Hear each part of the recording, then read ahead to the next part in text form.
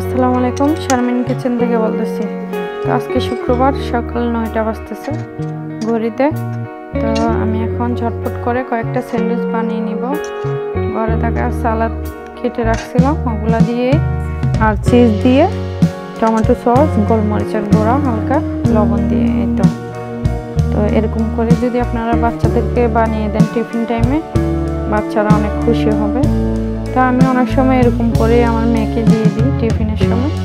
তা আপনারাও চাইলে পারেন এটা করতে। তা তো দেখতেই থাকেন।